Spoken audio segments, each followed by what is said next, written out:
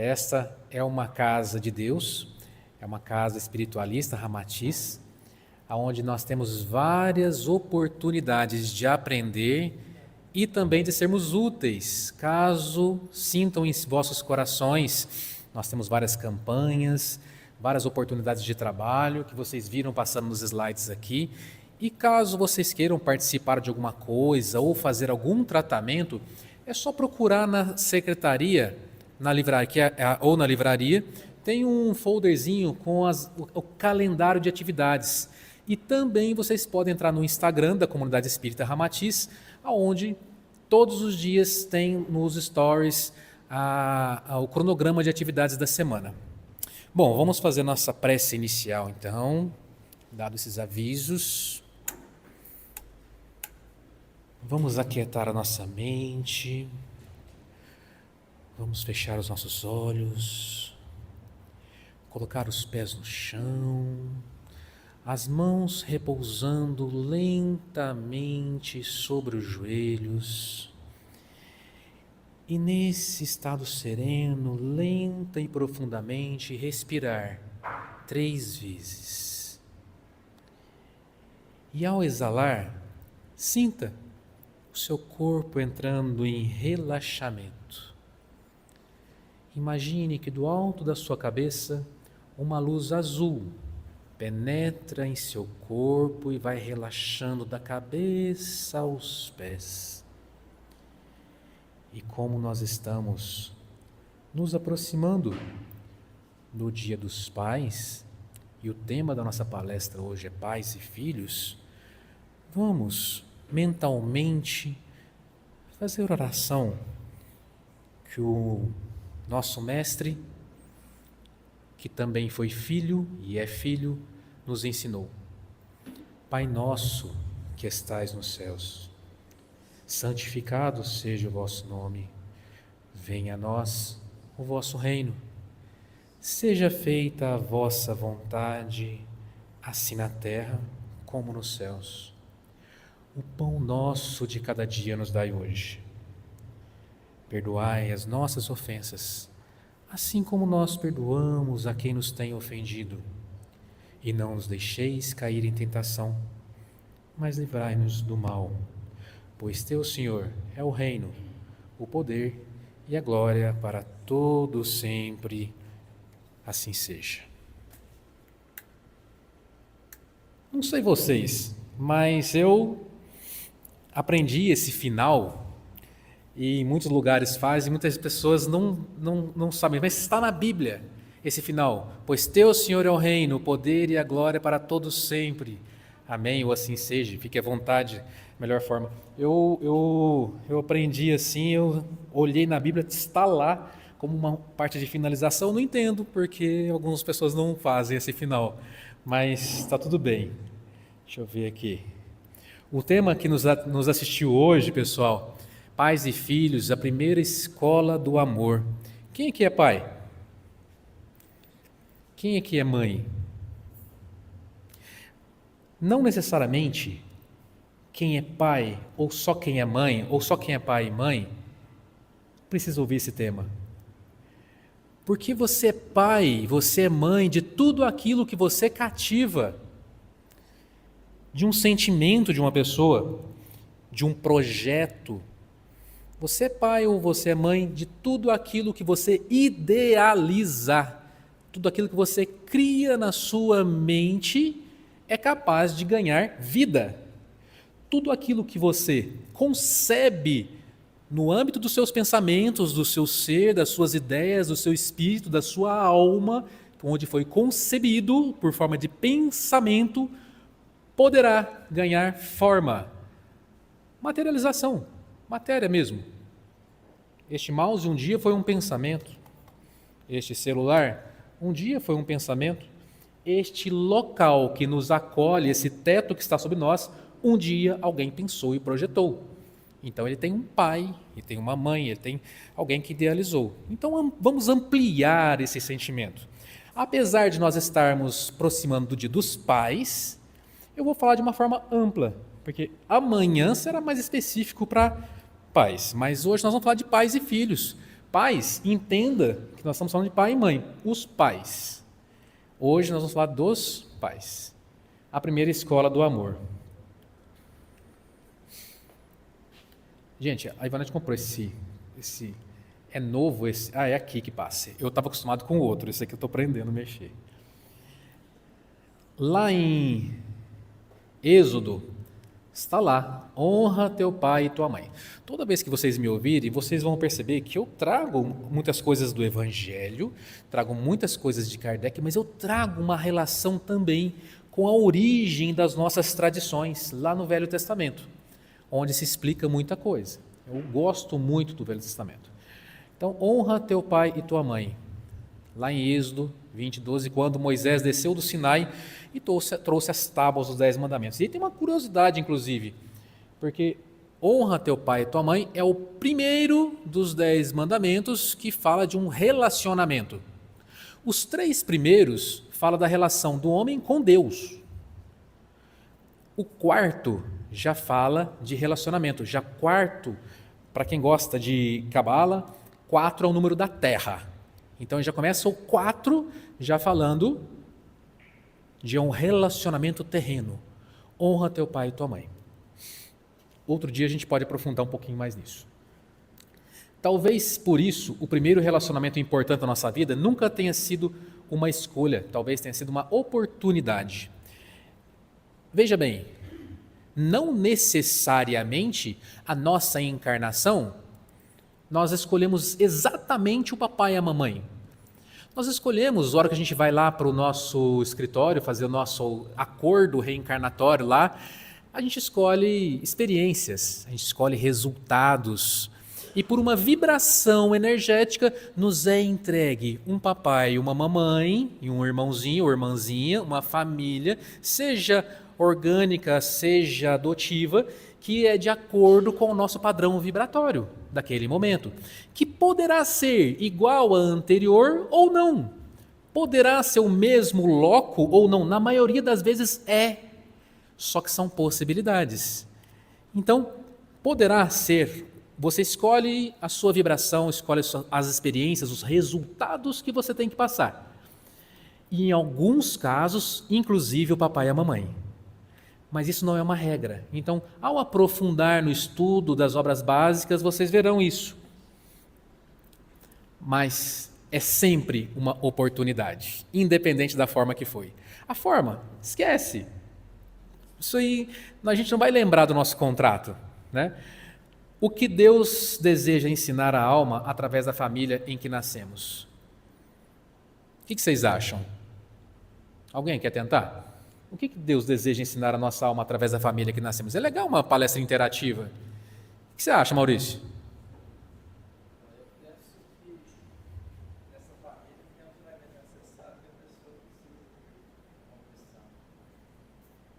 Legal, agora Maurício, acho que ninguém vai querer mais que eu saiba o nome delas. Eu vou chamar por nome. Mas muito bem, Maurício, é isso mesmo. Nós vamos chegar nessa conclusão. A família não é o lugar onde encontramos pessoas perfeitas. Muitas vezes nós temos. Eu não preciso perguntar para cada um como que é a família de cada um. Eu sei pela minha. Eu não sou perfeito. Eu não sou o meu irmão perfeito. Eu tenho meus defeitos. Eu não sou o filho perfeito. Afinal de contas, não estaria na Terra. É o lugar onde Deus inicia a educação do nosso amor. Onde nós começamos a aprender as primeiras formas de amar. Se Deus pudesse escolher qualquer lugar para iniciar a educação da nossa alma, por que teria escolhido justamente uma família? Por que não poderia ser no meio dos amigos? Por que não seria no lugar do esporte? Por que não seria no lugar da sua profissão? Por que não seria no lugar do seu hobby? E seria na família. E ele coloca, antes da escola, antes da profissão, antes da religião, veio a família. O seio onde você nasceu, onde que veio ali que você veio aprender a escrever? A copiar uma profissão do papai ou da mamãe? Uma religião? O que você veio aprender? Se Deus escolheu a família como nossa primeira escola, talvez seja porque algumas lições só podem ser aprendidas através do convívio diário, aonde você acorda, aonde você vai dividir ou não os seus brinquedos, aonde você vai dividir ou não o seu lanche, aonde você vai querer ou não compartilhar as brincadeiras. A família é a primeira escola onde aprendemos a amar e muitas vezes também aprendemos o quanto ainda precisamos aprender a amar. E muitas vezes nós, como filhos, e às vezes nós continuamos com esse comportamento pela nossa vida, queremos continuar a sermos amados e não a amar. Muitas vezes nós queremos só receber um carinho, uma mão, mas talvez, e somente talvez, esse momento aqui, aí eu quero abrir um aspas. Quando eu preparo uma palestra, cada imagem tem uma razão, tá? Não são aleatórias. Então coloquem atenção nas imagens também, mais do que no texto. Aprender a amar.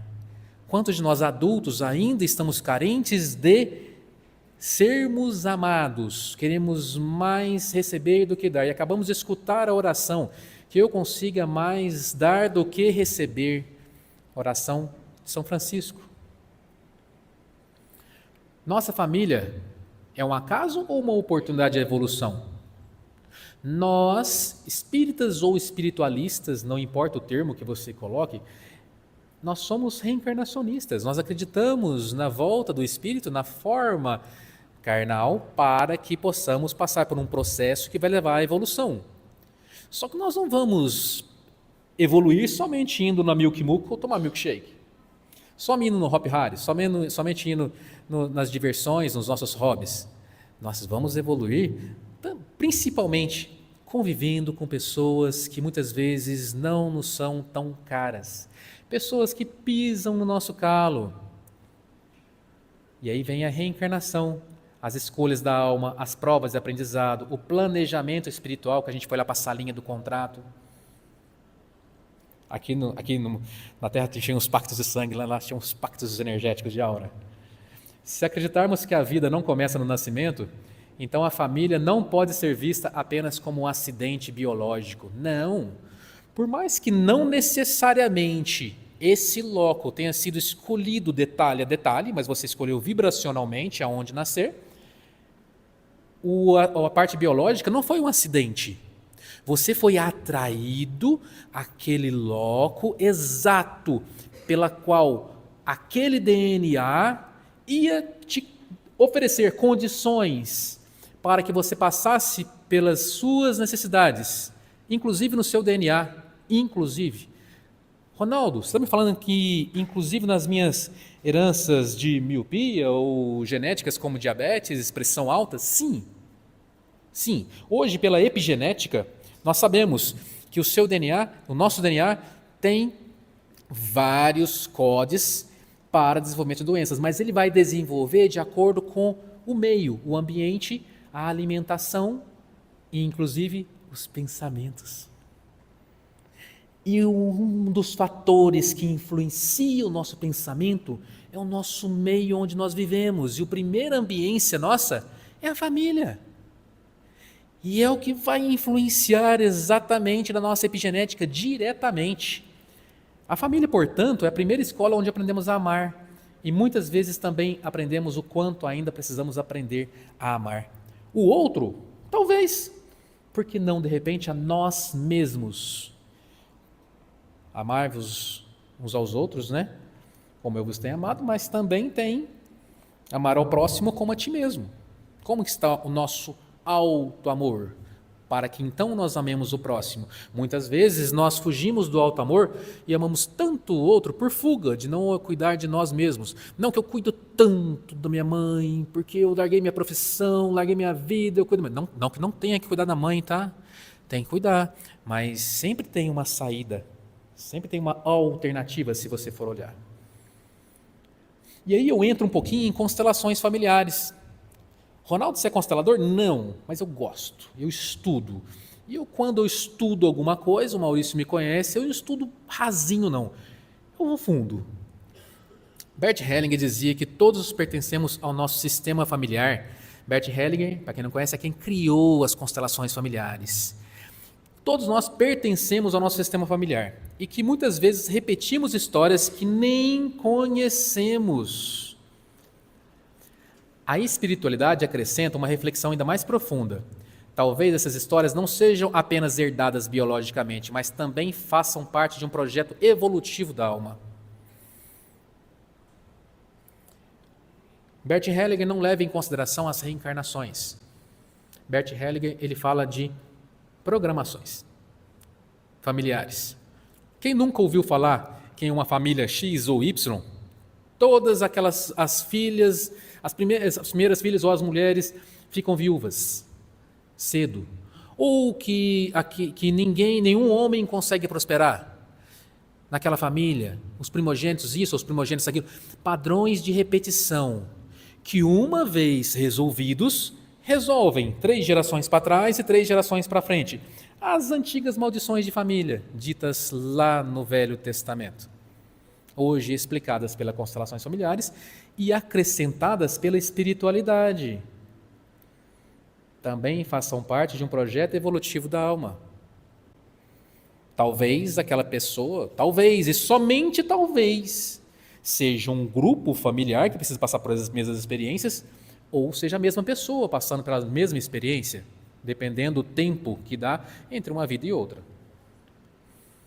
Isso não significa que Deus escolha o sofrimento para nós. Significa que Ele pode transformar qualquer circunstância em oportunidade, convite de crescimento. E nós temos o livre-arbítrio para fazermos essa escolha. Eu escolho sofrer no meio da família ou eu escolho aprender. É um convite a uma escolha. Talvez a pergunta mais importante não seja porque eu nasci nessa família, mas o que minha alma veio aprender através dela. O que a minha família tenta me ensinar. Aquela família que muitos de nós, quando adolescentes, batemos na mesa. Aquela família que muitos de nós, quando adolescentes, viramos as costas e, às vezes, raivosamente, nos revoltamos contra uma decisão do papai, da mamãe, de não deixarmos sair, ou de não andar com aquela pessoa ou com esta pessoa, não frequentar determinados ambientes, ou mudar de escola por uma razão que somente por amor ele fez e nós não entendíamos naquela época, somente por amor ele fez ou ela fez. É só para aprender, só para nos ensinar. Mas se Deus trabalha através de famílias, surge outra constatação surpreendente. Nenhuma das grandes, das grandes famílias da Bíblia eram perfeitas. Vamos ver? Deus não escolheu famílias perfeitas, escolheu famílias dispostas a crescer. A perfeição nunca foi um requisito para que Deus realizasse a sua obra. Ele era e será perfeito. Não espera que nós sejamos, em nenhum momento. Vejam, Noé. Todo mundo conhece a história de Noé. Depois do dilúvio, sua família vive episódios de desrespeito e vergonha. Abraão. São os 3 patriarcas, né? Noé, Abraão e Jacó. Enfrenta conflitos entre Sara e Agar, gerando divisão e sofrimento. Jacó tem favoritismos entre os filhos, e isso culmina na venda de José pelos próprios irmãos. José experimenta a rejeição, a inveja e o abandono e a injustiça. Mesmo assim, transforma a sua dor em instrumento de salvação para toda a família. Davi, lembrando que nosso mestre, Cristo, nós estamos numa casa cristã, vem da linhagem de Davi.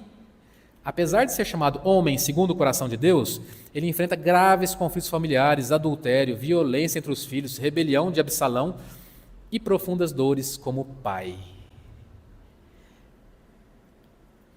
A Bíblia não esconde as imperfeições da família, muito pelo contrário, as revela.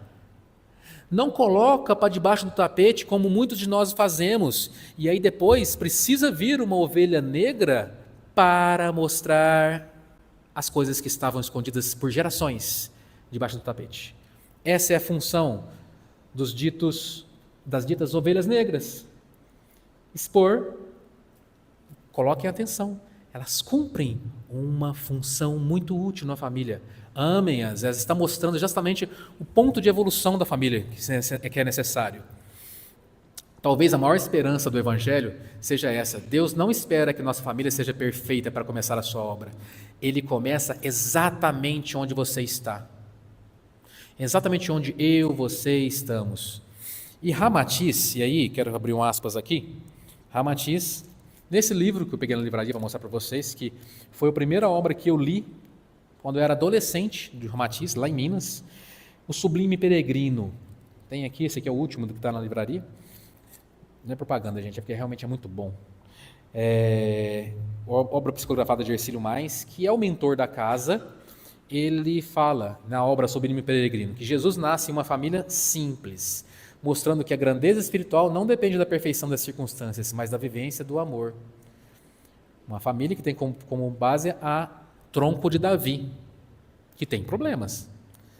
Deus não escreve sua história com famílias perfeitas, ele escreve com corações dispostos a aprender, perdoar e recomeçar.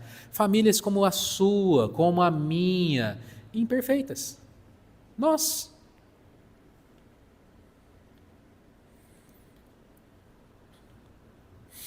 Jesus nunca aboliu esse mandamento, nunca aboliu o honrar pai e mãe. Jesus veio reformular a lei, mas ele nunca aboliu honrar pai e mãe. Ao contrário, condenou aqueles que usavam argumentos religiosos para deixar de cuidar dos pais. Está no Evangelho, em Marcos 7. Honre seu pai e sua mãe. É o primeiro mandamento com promessa, porque ele completo, ele é assim: se honrar teu pai e tua mãe, tudo irá bem e terá vida longa na terra. Algumas traduções falam, honra teu pai e tua mãe para que tenham vida longa na terra. Então depende da tradução da Bíblia que vocês têm em casa. Mas é o primeiro com promessa, e é o primeiro que fala de relacionamento, como eu disse para vocês.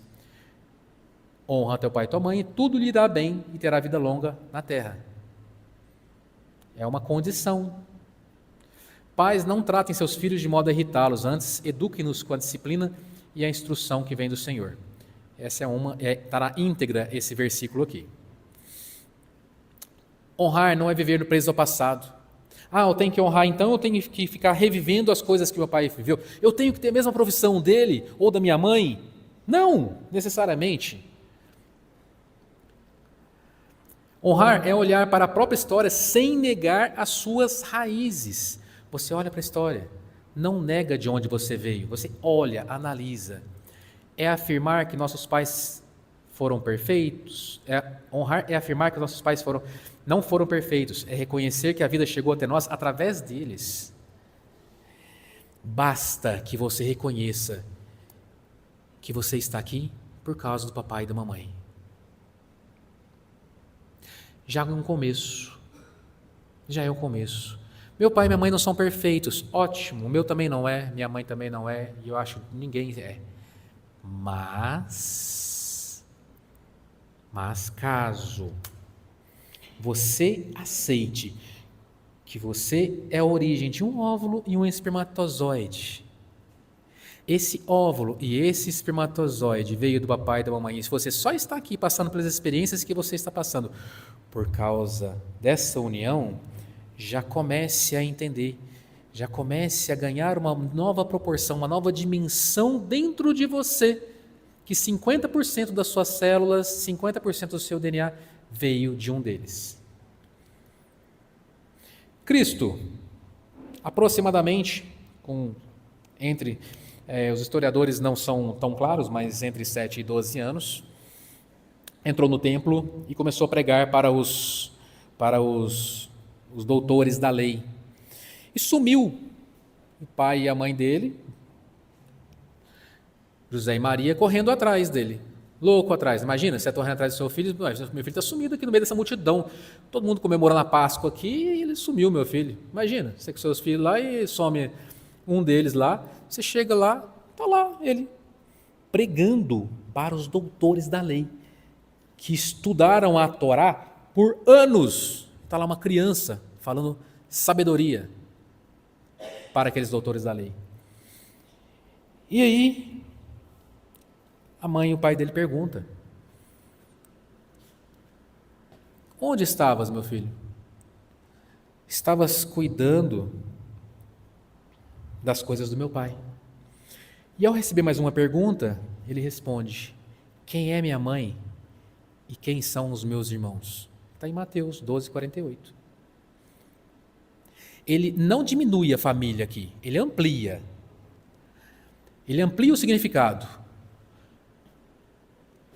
Nosso passado retorna. Através da reencarnação, as pessoas que nós convivemos, através onde nós fizemos o bem, onde nós fizemos o mal, onde nós trapaceamos, onde nós ajudamos, nos aparece novamente. Aparecem novamente essas pessoas. Através da reencarnação, nós ampliamos o significado da família. Nossa família, a gente começa entendendo que ela é o nosso núcleo. E depois, quando a gente entende que se não tem passado, presente e futuro, todos aqueles que foram os meus irmãos e meus pais e minhas mães são minha família num ambiente maior. E ao ampliar mais ainda a consciência e nós virmos que nós temos um pai maior, nós vamos entender que nós todos somos uma grande família na face da Terra. Nossa base do DNA é o mesmo número de células, o mesmo sangue que corre nas veias, com tipos diferentes. Daria para chamar de irmãos a todos, mas não dá ainda, né? Eu ainda entro em polarização religiosa, política, pelo tipo de carro, local onde eu moro.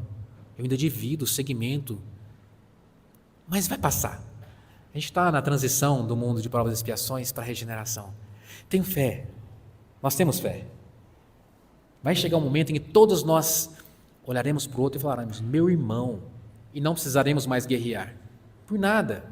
Se guerras maiores estão acontecendo na face da Terra, é porque guerras menores acontecem dentro dos nossos corações todo o tempo. E nós alimentamos isso no inconsciente coletivo e ajudamos que essas guerras apareçam lá. A partir do momento que eu começo a eliminar as guerras dentro de mim e começo a alimentar o amor, a paz, a compreensão dentro de mim, o Evangelho do Cristo, pode ser que eu alimente no inconsciente coletivo isso e aqueles que estão guerreando do outro lado do mundo acessem esse arquétipo no inconsciente coletivo e falem: puxa, é verdade. Mas é preciso que muitas pessoas alimentem isso para que se torne acessível a eles. Porque a ganância, o egoísmo ainda é muito grande para fazer eles enxergarem esses arquétipos do bem. A família... aqui ó. Em Um Sobrinho Peregrino de Novo, Jesus é apresentado como aquele que transforma as relações de posse em relações de amor e serviço, convidando o ser humano a ampliar continuamente a sua capacidade de amar. A família nos ensina a amar os que Deus colocou ao nosso lado. Jesus nos ensina a transformar toda a humanidade em nossa família, com essa frase: quem é minha mãe? Quem são meus irmãos? Mas era Maria, que foi preparada por 42 gerações para poder ouvir isso. A maioria das mães, se o filho falar isso aí, surta. Mas Maria foi preparada. Sabia que o filho era uma essênia, família essênia.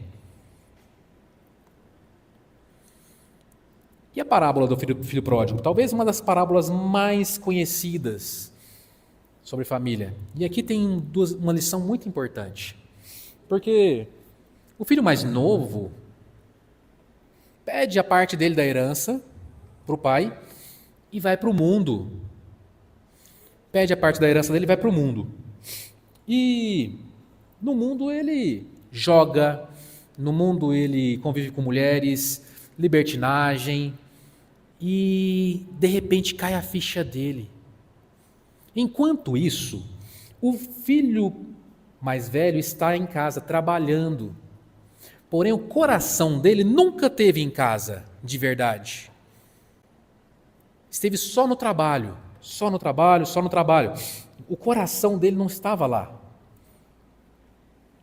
O filho mais novo perdeu-se na liberdade, o filho mais velho perdeu-se no ressentimento, porque quando chega o filho pródigo, arrependido de ter gasto tudo que ganhou do pai na vida lá no estrangeiro, quando ele volta, ele é recebido pelo pai com festa, que manda matar o carneiro, manda fazer festa. E ele fala, eu que estive aqui, nunca, o filho mais velho fala, eu que estive aqui, nunca você me deu uma festa. Ele que foi lá e gastou todo o seu dinheiro da parte dele e agora você é recebido com festa. E o pai fala, né, você esteve aqui. Ele estava perdido e se achou. Na verdade, ele está falando de nós. Quem já leu Exilados de Capela, sabe, nós podemos ser os filhos pródigos que saímos de capela e podemos retornar à casa do Pai. Mas para isso, nessa parábola, os dois filhos precisavam voltar para casa. Um com os pés, o outro com o coração. Um precisava trabalhar o ressentimento, o outro precisava dar valor ao amor. Cristo sempre falou por parábolas. Talvez o filho pródigo nunca tenha existido, de verdade. E está querendo dar uma lição para todos nós. Talvez cada um de nós sejamos um pouquinho pródigos, precisando voltar para casa do Pai. Com qual dos filhos nós mais parecemos hoje? O que voltou com os pés ou com o coração?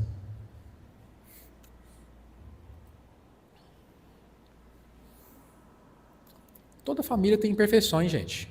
Todo mundo, toda família tem. Mas o amor sempre oferece um caminho para voltar. E a terra é um grande caminho de volta para a casa do Pai. Um laboratório de amor criado por compaixão das almas que se desviaram um dia. Tudo começa com um presente, a vida. Aqui nós vamos trabalhar 4 elementos. A vida é um deles. Ninguém chega ao mundo sozinho. A vida chega através dos nossos pais, geneticamente. Se eu perguntasse qual foi o maior presente que seus pais lhe deram, o que você responderia? A profissão? Você copiou a profissão do seu pai, de sua mãe? Educação? Aprender a ler, escrever, ter um 2º grau, um curso técnico? Talvez línguas? Caráter? Eu aprendi com meu pai a ser honesto, aprendi com a minha mãe a ser uma pessoa que não é maledicente. A profissão, as oportunidades que o meio que eles conviviam trouxe.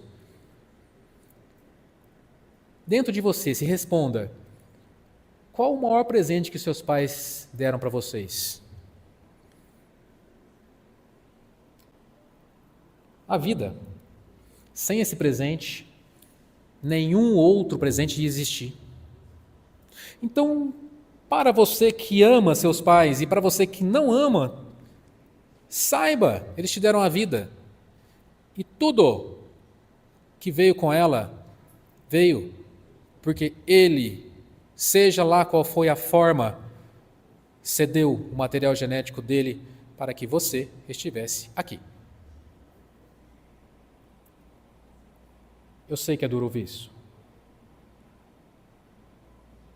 Sem esse presente, nenhum outro existiria. Eu poderia parar essa palestra aqui, mas nós vamos continuar porque tem outros.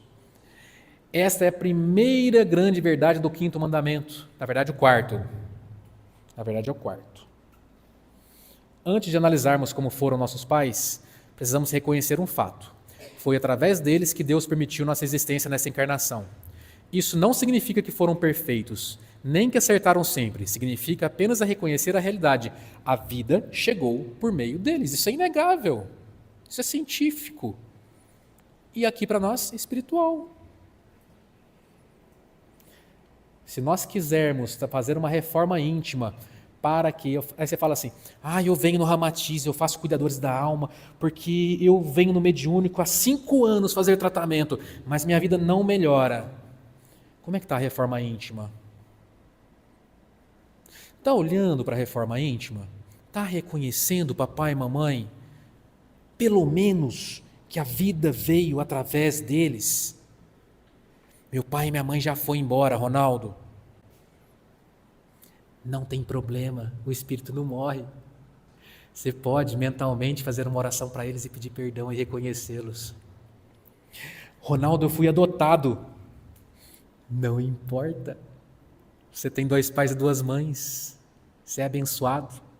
Você tem os genéticos e tem os que te criaram. Reconheça a parte genética sua, é importante. Reconheça os que te criaram e cuidaram, mas reconheça também, honre a sua genética. Jesus nunca negou a sua origem humana. Nasceu de Maria, foi acolhido por José e mesmo sendo o Cristo, aceitou crescer dentro de uma família simples, porque Deus quis ensinar que ninguém evolui sozinho. Ele deu exemplo de tudo. Tem dúvida? Volta para Cristo. Tem dúvida? Vai no Evangelho. Tem dúvida? Abre aleatoriamente o Evangelho. Vê onde cai. Escuta a sua palavra. Leia, aprofunde, repita. No Evangelho tem tudo. A palavra do Cristo é um manual para viver na terra. A vida vem do pai e da mãe. Bert Hellinger. A doutrina espírita ensina que a encarnação é uma oportunidade de progresso. Está lá no Livro dos Espíritos, a razão da encarnação. Os pais são instrumentos pelos quais Deus nos oferece essa oportunidade de progresso, através do papai e da mamãe.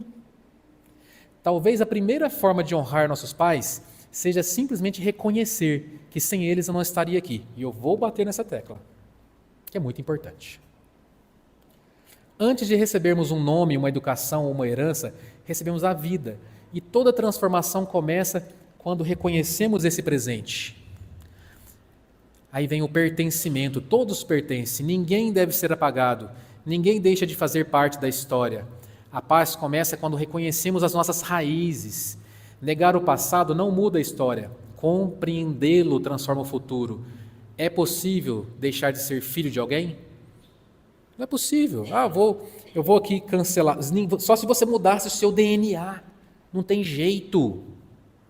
Que você mude a sua certidão de nascimento, que você mude os seus documentos, você não muda o seu DNA.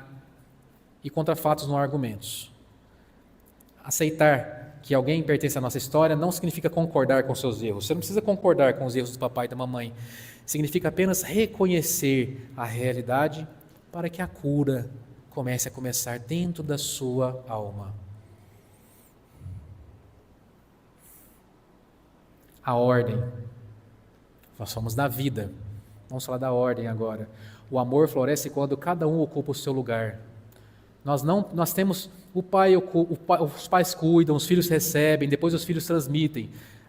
E transmite não necessariamente através de outros filhos, gente. Talvez você não possa ter filhos e está tudo bem. Você transmite de outra forma. A desordem gera conflito. A ordem favorece o amor. O que acontece quando um filho precisa ser o pai do próprio pai ou mãe? Está cheio disso por aí. Os pais são chamados a oferecer proteção, direção e cuidado e segurança. Os filhos são chamados primeiro a receber. E somente depois, quando amadurecem, tornam-se incapazes de oferecer aos próprios filhos aquilo que receberam ou aquilo que decidiram aprender. O amor amadurece quando cada um aprende a servir no lugar que lhe foi confiado, sem controlar a vida do outro e sem abandonar a própria missão. Você não precisa controlar sua mãe, seu pai. Não estou falando para não cuidar. Aos pais, ajuda eterna. Ajuda, não é controle. Enquanto eles forem lúcidos e puderem tomar as decisões deles, que eles tomem. Você não precisa assumir por eles uma tarefa que é deles. Eles são competentes o suficiente para cuidarem, desde que sejam lúcidos e tenham capacidade física. Após perder a capacidade física, mas não se perder a lucidez, você vai ajudá-lo na incapacidade física, mas respeitando a parte mental. Eu nasci numa família que eu tomo benção até hoje da minha mãe. Já perdi meu pai, mas eu tomava a benção dele enquanto ele era vivo. Tios. A gratidão. Toda vida é um presente. A gratidão não significa agradecer pelo sofrimento, pessoal. Significa agradecer porque Deus nunca desperdiça uma oportunidade de nos educar através do amor.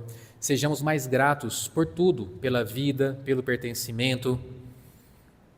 E aí vem a parte mais forte. E quando papai e mamãe falhou? Nossa, eu recordo daquela aquela chinela voadora, daquele cinto que mais parecia o, o chicote do pantro dos Thundercats. Agora eu denunciei minha idade, né? Então, quantos pais falharam? Pela ausência, rejeição, violência, abandono, mágoas profundas. Mágoas essas que muitas vezes acompanham a gente até 80, 90, 40, 50 anos. Não deixa a gente caminhar. A dor explica parte da história, mas não precisa determinar o nosso destino. A família, gente, em que nascemos, não necessariamente foi escolhida 100%, como eu disse anteriormente, se você for estudar a fundo as obras básicas. Mas podemos escolher o tipo de pessoa que nos tornaremos por causa dela. Isso sim a gente pode escolher. Perdoar não é esquecer, justificar. Perdoar não é dizer que o outro merecia o perdão. É reconhecer que o seu coração merece a paz. Perdoar é não deixar o controle na mão do outro, é que você assumir o controle. Na verdade, perdoar é um grande ato de egoísmo, porque, na verdade, nós não deveríamos falar perdoar, deveríamos falar eu sinto muito. Porque perdoar é como se eu tivesse... Existem alguns problemas de tradução, tá? Quem gosta de ler, acho que é o Celestino, Vicente, eu vou lembrar o nome dele, do autor, mas analisando as traduções bíblicas, vai ver que teve muito problema de tradução e perdoar é um deles. E aí nós temos o perdoar, é como se eu tivesse falando assim, eu te perdoo. É até uma arrogância. Puxa, tipo, eu sinto muito, é muito mais humilde. Eu sinto muito ter feito isso. Eu te perdoo é como se eu tivesse assumindo o controle da vida do outro. Eu sinto muito pelo que eu ter feito isso, aí eu assumo a responsabilidade. Eu sinto muito por ter feito isso. É tudo comigo. Nós herdamos então o que dos nossos pais? Um terreno, uma casa, um apartamento, uma fazenda? Nós herdamos a vida, valores, crenças, medos, virtudes, feridas, mas também herdamos a liberdade de escolher o que transmitiremos. Nem tudo o que recebemos precisa continuar. Nossa herança explica parte da nossa história, nunca determina o nosso destino. Se herdamos tantas coisas, então surge a pergunta que encerra essa reflexão: qual será a herança espiritual que deixaremos para aqueles que virão depois de nós? Herança espiritual. Toda geração, pessoal, tem uma história. Qual é a nossa história, da nossa geração? Toda geração escreve a próxima. A geração que atravessou o deserto, 40 anos, a geração que começou Israel, a geração de Davi, a geração dos primeiros cristãos e a geração que nós estamos hoje. Que marcas deixaremos, que valores transmitiremos, que amor permanecerá depois de nós. O maior legado não é aquilo que deixamos para os nossos filhos, mas aquilo que deixamos dentro deles. Se seus filhos, netos ou aqueles que convivem com você aprendessem a viver observando apenas sua vida, apenas a sua vida, a que você vive hoje, o que aprenderia sobre Deus? Sobre Deus, o que você está ensinando para os seus filhos? Os filhos dificilmente se lembrarão de tudo o que dissemos, mas jamais esquecerão a maneira como os fizemos sentir. Meu pai nunca obrigou nós a fazermos primeira comunhão, nem crisma, mas eu lembro de uma coisa, ele obrigava a gente a rezar ao acordar e antes de dormir. Ele ensinou eu e meu irmão a honrar a Cristo e a Deus, independente de religiões. Isso deixou uma marca em nós. Depois disso, ele virou um alcoólatra. Vocês acham que eu lembro que ele era alcoólatra? Não, eu lembro dessa parte. Eu lembro do pai que me ensinou o cristianismo sem dogmas. O cristianismo sem necessariamente rituais. Depois eu fui fazer catecismo porque eu quis, primeira comunhão porque eu quis, crisma porque eu quis, mas não porque ele impôs. Ele ensinou respeito à religiosidade, respeito a Deus. Dava 18 horas, eu já falei isso aqui, ele ajoelhava e na hora do Ângelus e fazia a oração do Pai Nosso e da Ave Maria, independente de quem estava na oficina. Ele era serralheiro. Independente. Ajoelhava, põe a mão para o céu e fazia a oração dele.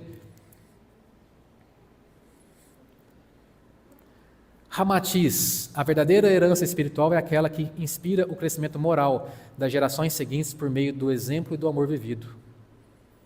Aí vem as constelações e fala, Cada geração pode perpetuar padrões ou inaugurar uma nova forma de amar. A transformação começa quando alguém decide interromper ciclos destrutivos. Estamos falando da mesma coisa em épocas diferentes, de formas diferentes.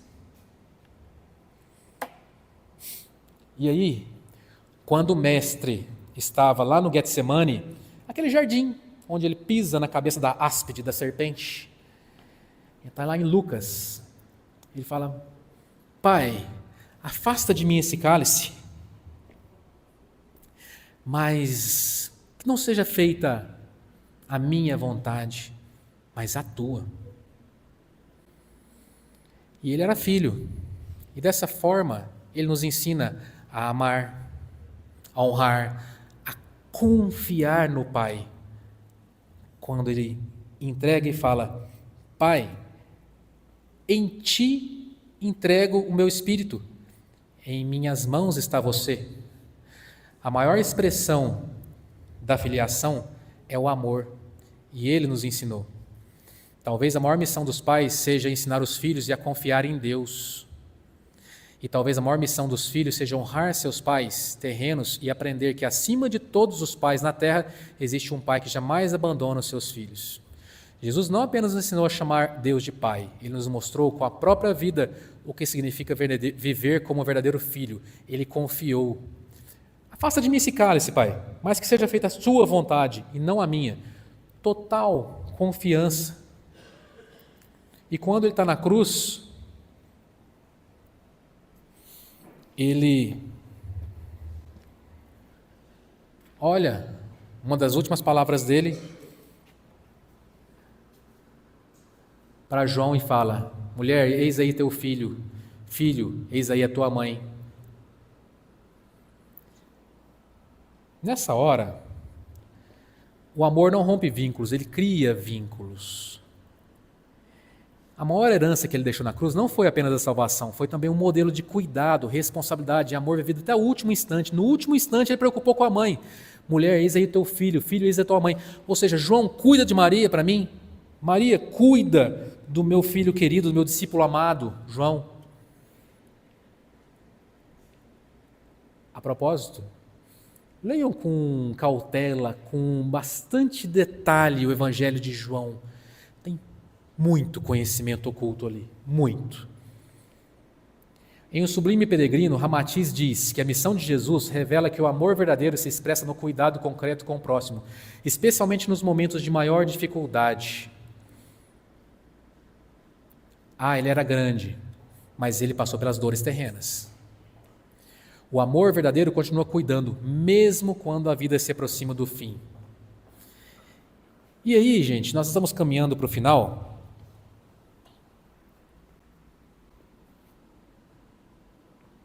Na família, Pedro, estou chegando, tá?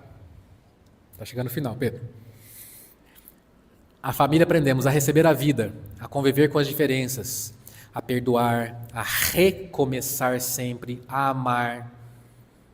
Quantas vezes nós estamos no meio de um projeto, esse projeto dá ruim, e às vezes a gente bate no chão e esperneia igual um menino fazendo birra, porque tem que recomeçar. Porque talvez tenha faltado aqui, na base, lá, que recomeçar é importante. E é na família que a gente aprende. A família não é destino da alma, é o lugar onde ela aprende a amar. Lembra da pergunta com a qual começamos a palestra? Por que Deus começa a nossa história dentro da família? Talvez Deus não tenha colocado você em uma família perfeita. Não colocou a mim também não. Mas certamente colocou a nós onde nossa alma pode aprender a amar. Moisés ensinou, quando você saiu do Monte Sinai, honra teu pai e tua mãe. Jesus ampliou, amai-vos uns aos outros como eu vos amei. A família é o lugar onde recebemos a vida, aprendemos a amar, exercitamos o perdão ou o sinto muito, descobrimos a gratidão e começamos nossa evolução. A família não é o destino da alma, é o lugar onde Deus prepara para amar o mundo. Quando honramos nossos pais, curamos nossa história. Quando amamos nossos filhos, transformamos o futuro. E quando aprendemos essas duas lições, curar a nossa história, honrando nossos pais e transformar o futuro através do amor dos filhos, compreendemos por que a família é a primeira escola da alma e nos deixa prontos para amar o próximo que não é tão próximo e a todos depois. Todos podem escolher o amor em que escreverão a próxima geração. Todos. E aí, quando nós chegamos ao fim dessa vida, talvez nos seja perguntados: quantos bens acumulamos? Quantos diplomas? Quantos títulos? Ou quantas pessoas nos admiravam, se você era famoso ou não? Quantos seguidores você tinha no Instagram? Quantos likes, quantas curtidas tinha, se suas postagens viralizavam ou não? Talvez a pergunta seja muito mais simples. Você conseguiu despertar o amor dentro de você, independente de como se recebeu ele? Como e se recebeu ele? Porque no fim a família nunca foi o ponto de chegada, sempre foi o ponto de partida. É o primeiro lugar onde Deus faz um convite a amar. Amar a Deus sobre todas as coisas e ao próximo como a si mesmo. E amanhã, dia 7, temos uma outra palestra que vai dar sequência a isso, que vai falar o respeito aos pais é uma extensão da lei de amor ao próximo. E eu concluo aqui hoje falando, amar a Deus sobre todas as coisas e ao próximo como a si mesmo é a razão pela qual nós vivemos em família, em comunidade, essa primeira comunidade nossa que se chama família, para nos ensinarmos a amar. Vamos partir para a nossa reflexão. Gostaria que vocês sentassem lenta e profundamente, respirando lenta e profundamente, sentindo os pés no chão, sentindo o peso do seu corpo na cadeira, sentindo a roupa tocar o seu corpo, tomando consciência de você aqui nesse lugar. Vai imaginando uma luz azul pelo alto da sua cabeça. E essa luz, ela vai descendo pelo seu corpo, ela vai chegando até os seus pés, ela vai caminhando em cada órgão, vai harmonizando o seu corpo, enquanto os médiuns vão fazendo a harmonização. Você vai sentindo essa luz caminhando pelo seu corpo, vai sentindo essa luz harmonizando os seus órgãos, harmonizando os seus chakras, de tal forma que o bem-estar vai tomando conta de você. E então você vai se levantar mentalmente da sua cadeira e em direção a um portal que está à sua frente. Você atravessa esse portal e você agora olha uma paisagem muito bonita, um penhasco, você está no alto desse penhasco. E quando você chega na beira desse penhasco, lá embaixo você vê a própria terra, imantada de uma luz azul. Do seu lado aparece o Cristo, que convida você agora a estender as mãos para a terra e pegar essa energia que você está recebendo da luz azul, junto com o momento do passe também, e emane para a terra. Emane amor para a terra, emane amor para os irmãos, para que cada um tenha paz e resolva as suas guerras internas, que também você consiga resolver as suas guerras internas,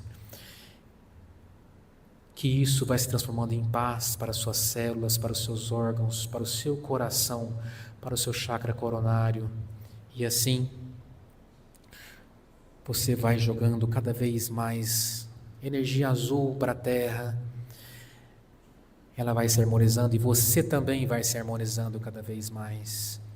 Você se harmonizando, a terra se harmonizando com amor, para que cada pai ame mais o seu filho, para que cada filho ame mais os seus pais, para que haja amor na terra, para que na medida do possível cada um possa implantar paz no seu mundo, começando pelo seu, começando pelo seu coração, perdoe mentalmente aqueles que te perseguem.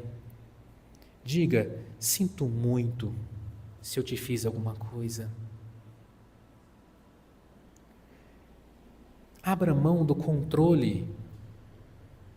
Prefira a felicidade do que estar certo. O que é estar certo nesse mundo? Prefira o amor, a mensagem do Cristo, a mansidão que Ele nos ensina. Sejamos nós esses fiéis discípulos desse Mestre maravilhoso que nos ensina a paz, que nos ensina o amor, que nos ensina mais dar que receber, que nos ensina que é na mansidão, no amor e dando que se recebe, é perdoando que se é perdoado, é morrendo que se vive para a vida eterna.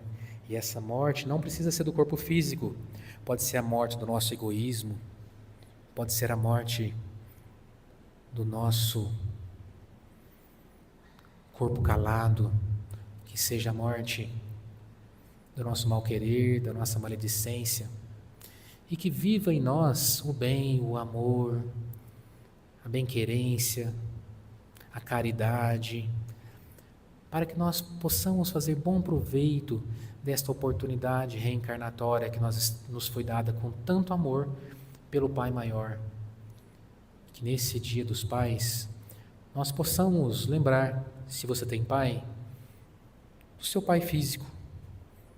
Se você é adotivo, procure mandar boas energias para o seu pai biológico e lembre-se do seu pai que te criou, que te deu cuidado, carinho, atenção, amor e educação. Todos dois foram muito úteis, mas também lembre-se do Pai Maior. Ensine seus filhos a também amar o Pai Maior, aquele que nos deu a vida. Nós agradecemos por essa oportunidade, agradecemos todos os mentores dessa casa, pelo dia de hoje, pela palestra, pelas intuições, e que todos vão para casa com carinho, amor e bem-querência. Assim seja.